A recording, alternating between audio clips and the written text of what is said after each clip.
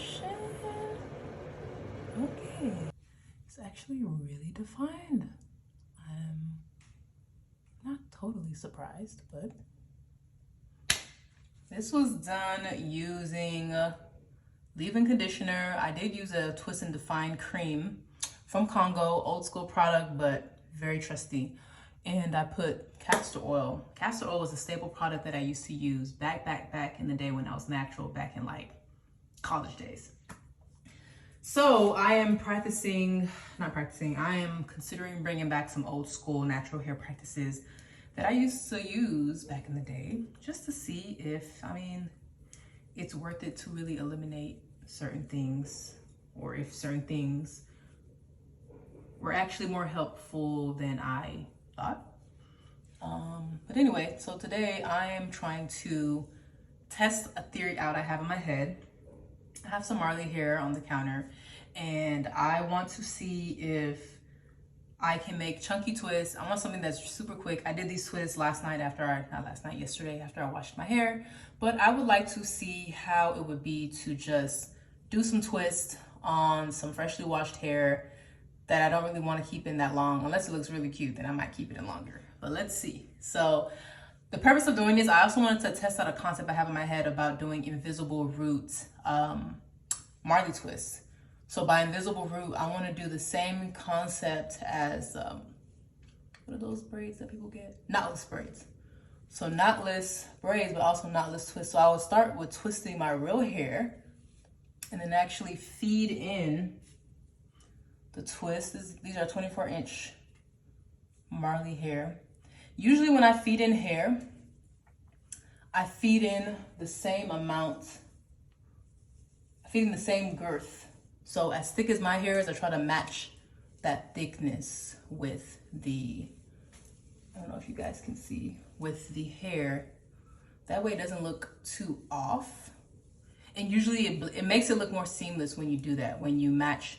If my hair is this thick, then I can feed in this density of hair. But if I'm using a very small piece of hair, like in the front, you can't feed in a huge amount of hair in the front, or it's gonna look fake. Like I've had clients in the past, particularly one client who got upset that her twists were not big enough. And I told her, like, it has to graduate. Like each piece of hair that I add into a twist has to gradually get bigger. It can't just suddenly get bigger. And I'm sure there's a stylist out there who can do it. I'm just not that stylist who is currently capable of doing that, and I know myself. So anyway, trying to see if this concept looks good, but so far it looks pretty solid. I'm trying to do chunky twists.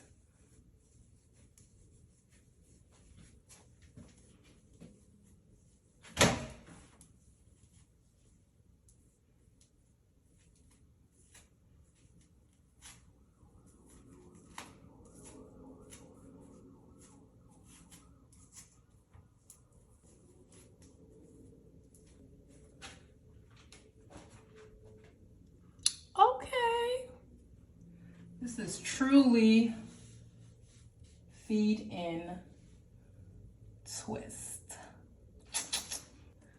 So I will do a couple more on camera and see what the end result. I'm gonna show you again how I insert. So I just took this down. I want to make the base a little bit tighter. So I'm going to start by twisting it, maybe like 3 times. Make sure it's not too tight on the bottom.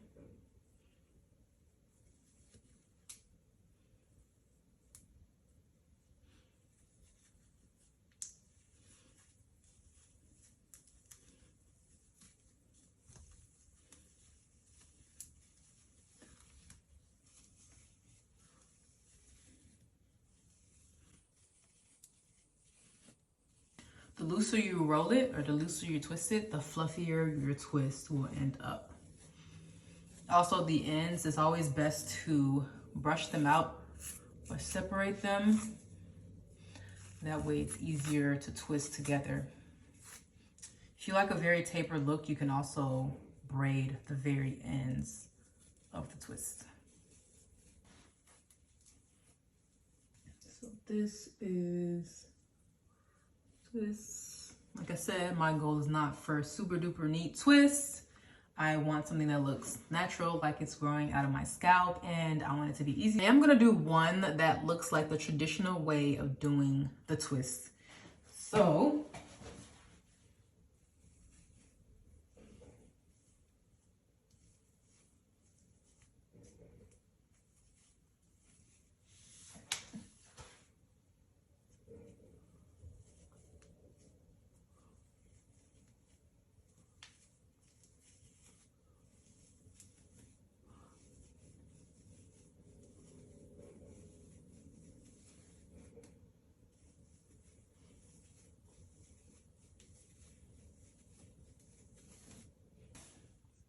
my real hair.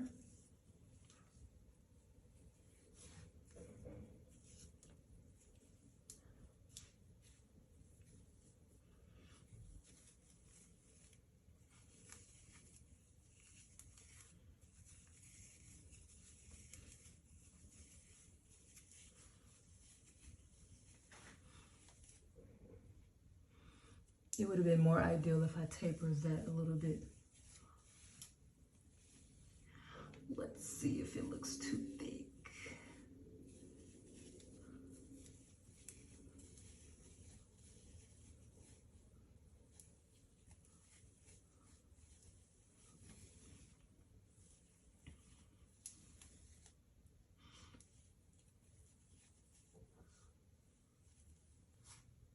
You see that? It tapers, goes right into it. Now, if you notice that your roots are twisting, while you twist, I would definitely get a clamp, get a duck bill clip, hold it down. That way it doesn't continue to rotate. I don't have one at home, so I'm gonna try to use this. I'm trying to tuck this without messing up my hair too much.